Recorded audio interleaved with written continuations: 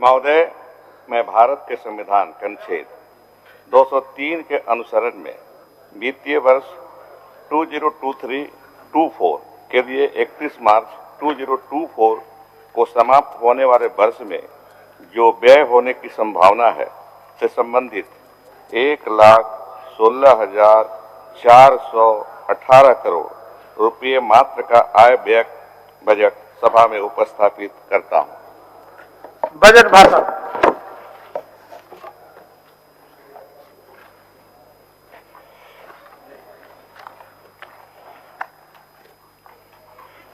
महोदय, आपकी अनुमति से मैं वित्तीय वर्ष 2023-24 का बजट सदन के पटल पर रख रहा हूं। अध्यक्ष महोदय, सर्वप्रथम इस सदन की ओर से मैं वीर भूमि झारखंड के अमर शहीद धरती आबा बिरसा मुंडा के साथ तिलका मांझी, वीर बुधु भगत, पोटोहो, सिधो कानू, चांद भैरव, फूलो झानो, तिरंगा खाड़िया, ठाकुर विश्वनाथ साहदेव, पांडे गणपत राय, नीलांबर पीताम्बर, शेख भिखारी सहित सभी नाम अनाम वीर सपूतों को सदा सुमन अर्पित करता हूं, जिन्होंने देश के लिए स्वयं को निछावर किया।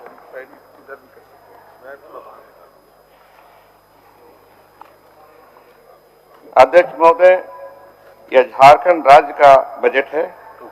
यह बजट जल जंगल जमीन की चेतना से संवेदित झारखंड की महान जनता को समर्पित है।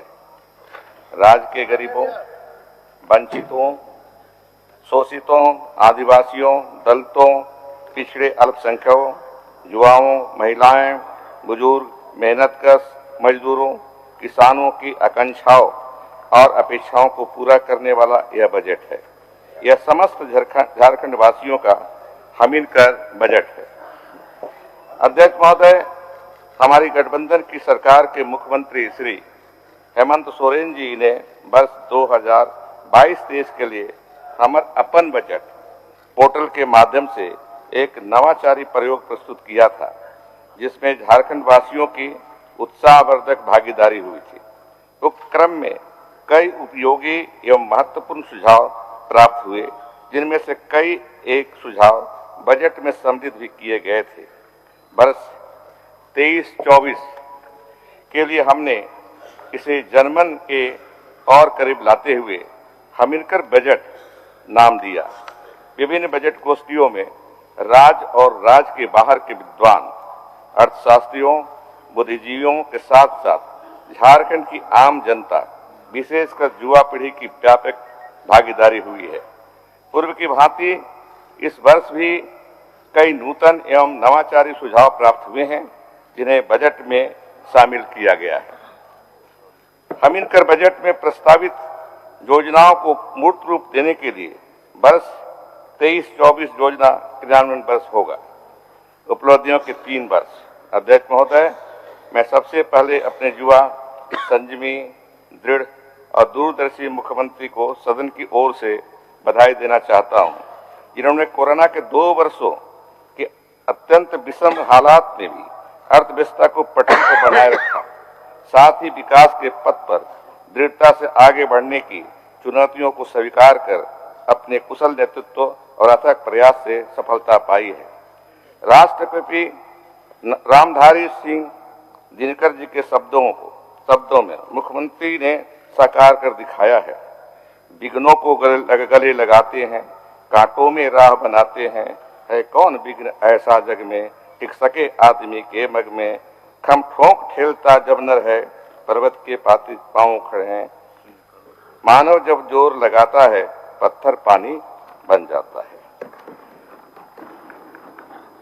विषम आर्थिक चुनौतियों के बावजूद हमने अर्थव्यवस्था को सुदृढ़ करने के साथ उसका ध्यान रखा जो अपनी आवाज उठाने में सक्षम नहीं है। हमने विकास की राह में सबसे अंतिम पंक्ति के व्यक्तियों को आगे लाने का प्रयास किया है।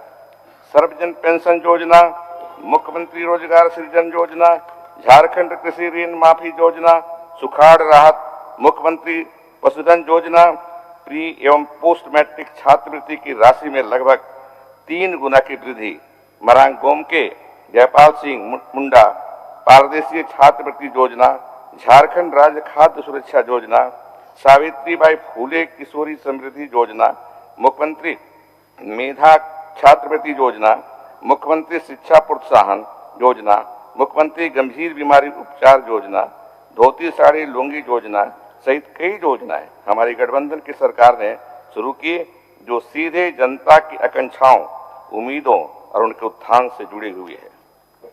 अध्यक्ष महोदय, वर्ष 2019 के अंतिम दिनों में हमें जनता ने सेवा का अवसर दिया।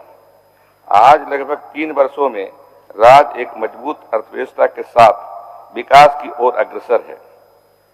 हमें पूरा विश्वास है कि हमारे जिन पुरखों ने देश की आजादी और झारखंड राज्य के गठन के लिए संघर्ष किया था, वे हमारी इन कोशिशों से आनंदित होकर आशीर्वाद दे रहे होंगे।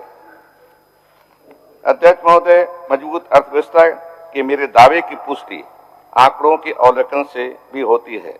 राज्य आर्थिक स्थिति से अवगत कराते हुए बताना चाहूंगा कि वर्ष 1920 में राज्य का आर्थिक विकास दर 1.1% था, 1.1% था।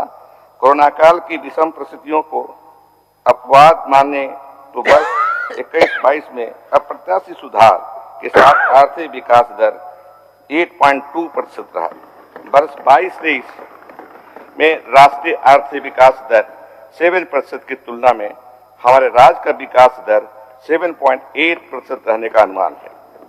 महोदय, हमारी गठबंधन की सरकार ने राजकोषीय घाटा को नियंत्रित और कम से कम स्तर तक रखने को सर्वोच्च प्राथमिकता दी।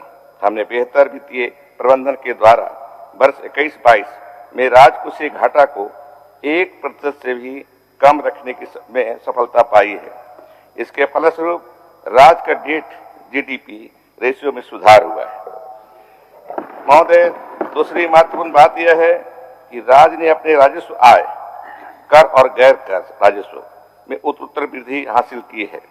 वर्ष 19-20 में कुल राजस्व आय 25,521 करोड़ 43 लाख रुपये थी, जो वर्ष 21-22 में 31,320 करोड़ 36 लाख रुपये हो गई तथा वर्ष 22-23 में 23.28% वृद्धि के साथ 38,612 करोड़ 84 लाख रहने का अनुमान है। महोदय, हमारे गठबंधन की सरकार के बजट की एक और महत्वपूर्ण विशेषता यह है कि विगत 3 वर्षों में स्थापना व्यय में लगातार कमी आई है और योजना व्यय में लगातार वृद्धि हो रही है। कुल व्यय में स्थापना एवं योजना व्यय का अनुपात देखा जाए तो वर्ष 19-20 में 47.53 था, जो वर्ष 22-23 में 43.57 रहना अनुमानित है तथा वर्ष 23-24 में 39.61 प्रस्तावित है। ये इस बात को इंगित करता है कि वर्तमान सरकार स्थापना व्यय में लगातार कमी करते हुए राज्य के विकास कार्यों को अधिक तरजीह दे रही है। महोदय, राज्य में आधारभूत संरचनाओं का विकास तेजी से करना हमारी प्राथमिकता रही है।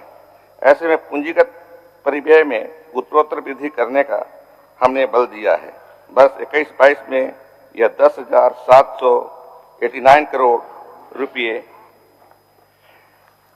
तथा वर्ष 22-23 में 18,017 करोड़ अनुमानित है। आगामी वर्ष 23-24 में 25,300 करोड़ पूंजीगत परिव्यय का आकलन किया गया है।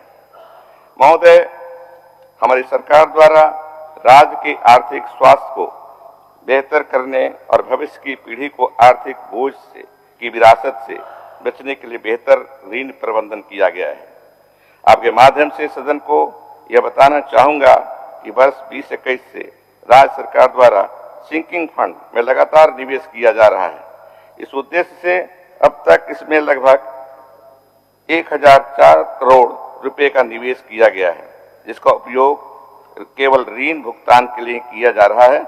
इसे स्वस्थ आर्थिक हित के साथ साथ राज्य की साख में बढ़ी है। अध्यक्ष महोदय, मैं आपके माध्यम से सदन को यह बताना चाहता हूं कि हमारे पांव जमीन पर मजबूती से टिके हैं और विकास के आसमान को छूने का हौसला भी हम रखते हैं। इस विश्वास के साथ मैं सदन के समक्ष वित्तीय वर्ष 23-24 के लिए 1,16,418 करोड़ का सकल बजट अनुमान प्रस्तुत करता हूं। यहाँ बता